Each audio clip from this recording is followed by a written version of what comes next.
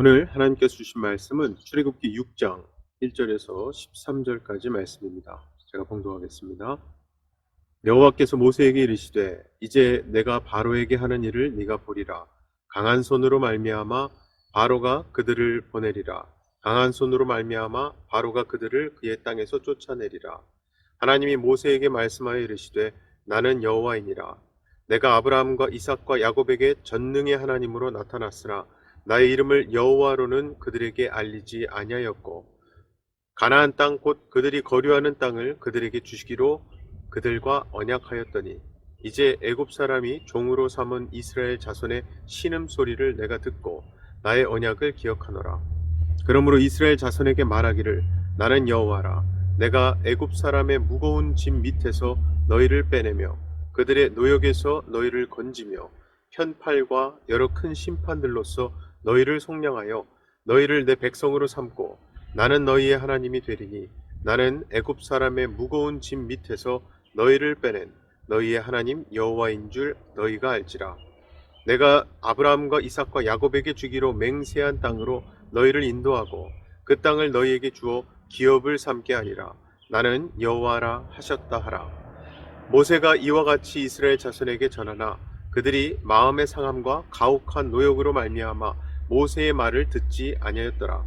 여호와께서 모세에게 말씀하여 이르시되 들어가서 애굽 왕 바로에게 말하여 이스라엘 자손을 그 땅에서 내보내게 하라. 모세가 여호와 앞에 아뢰어 이르되 이스라엘 자손도 내 말을 듣지 아니하였거든 바로가 어찌 들으리이까. 나는 입이 둔한 자니이다. 여호와께서 모세와 아론에게 말씀하사 그들로 이스라엘 자손과 애굽 왕 바로에게 명령을 전하고 이스라엘 자손을 애굽 땅에서 인도하여 내게 하시니라. 아멘.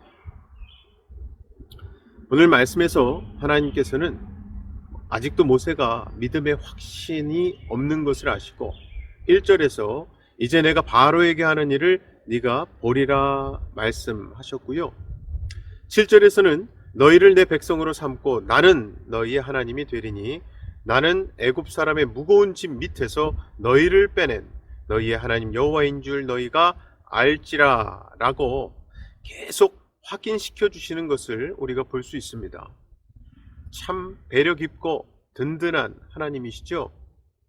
그럼에도 불구하고 모세는 고민합니다. 12절이에요.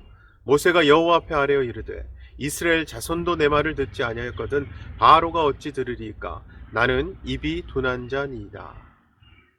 즉 하나님께서 다그치실수록 모세는 더 자신감이 없어서 고민하는 것을 보게 됩니다. 그래도 하나님은 끝까지 참으시며 모세를 계속 설득하시는 모습이 오늘 말씀 장면입니다. 그리고 이게 바로 이사야서 42장 3절에 나오는 하나님의 모습이기도 하죠. 상한 갈대를 꺾지 아니하며 꺼져가는 등불을 끄지 아니하고 진실로 정의를 시행할 것이며. 자, 먼저 본문 2절과 3절에 보면 하나님의 이름에 대해서 나옵니다. 물론 하나님의 이름은 사람의 이름과는 근본적으로 다릅니다.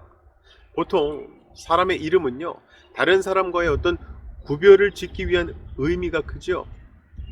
그러나 하나님은 창조주 하나님의 인격성과 영성이 내포되어 있거든요. 그리고 성경에 나오는 하나님의 이름이 여러 가지가 있죠. 엘로힘, 여호와 등등. 그래도 하나님을 한 이름으로 꼭 짚어 부른다면 여호와라는 이름만큼 순수하고 더 확실한 이름은 없을 겁니다. 여호와는 스스로 있는 분이라는 뜻이죠. 즉 하나님은 자존자 그리고 영원자, 즉 영원히 스스로 계시는 자이기 때문에 언제나 동일하며 변함없으신 분이라는 거예요. 고로 하나님께서 친히 왜 나의 이름이 여호와인 줄 너희가 알리라 라고 말씀하셨는가를 우리도 이제는 분명히 알 수 있는 겁니다. 그래서 본문 6절에 보면 그 여호와 하나님께서 모세에게 또 한 번 약속을 해주셨습니다. 그러므로 이스라엘 자손에게 말하기를 나는 여호와라. 내가 애굽 사람의 무거운 짐 밑에서 너희를 빼내며 그들의 노역에서 너희를 건지며 편팔과 여러 큰 심판들로서 너희를 속량하여.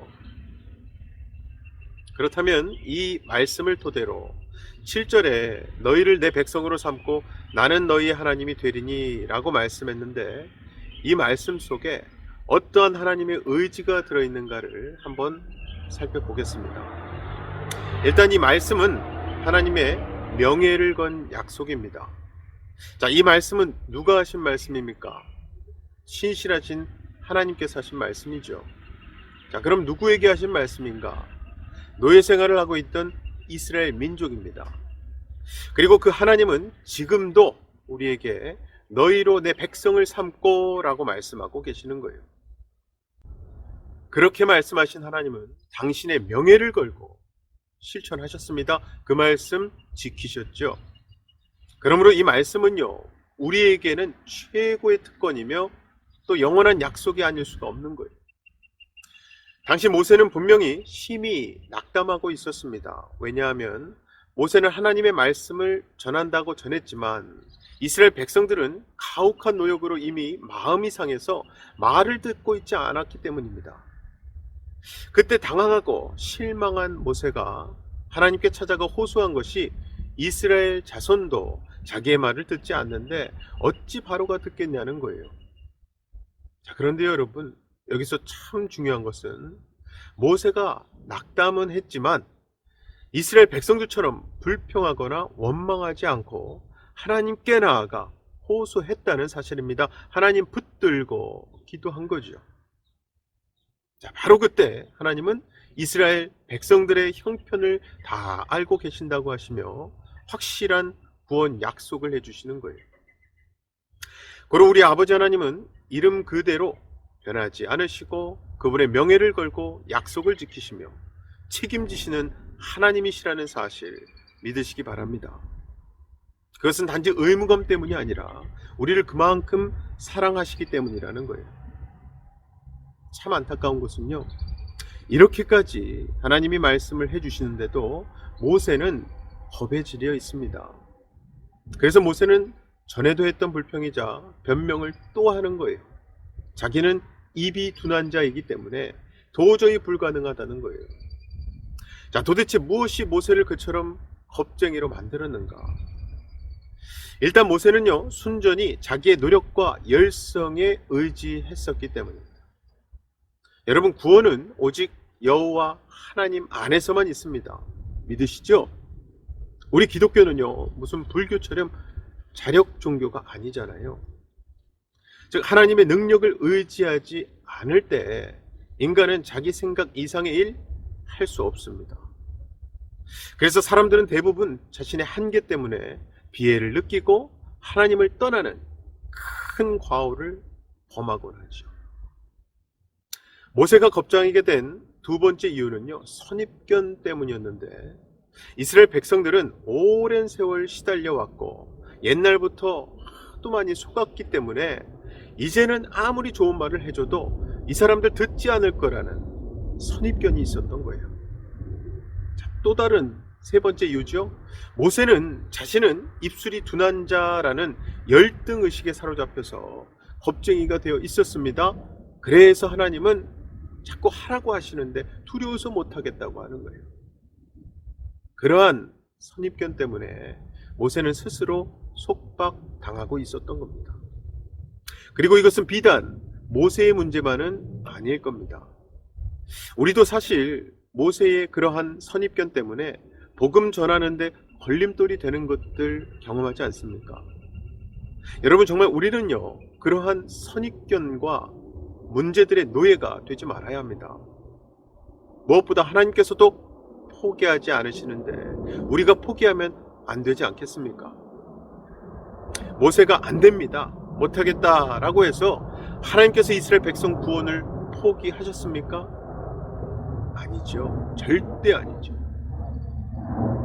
본문 13절입니다. 여호와께서 모세와 아론에게 말씀하사 그들로 이스라엘 자손과 애굽 왕 바로에게 명령을 전하고 이스라엘 자손을 애굽 땅에서 인도하여 내게 하시니라.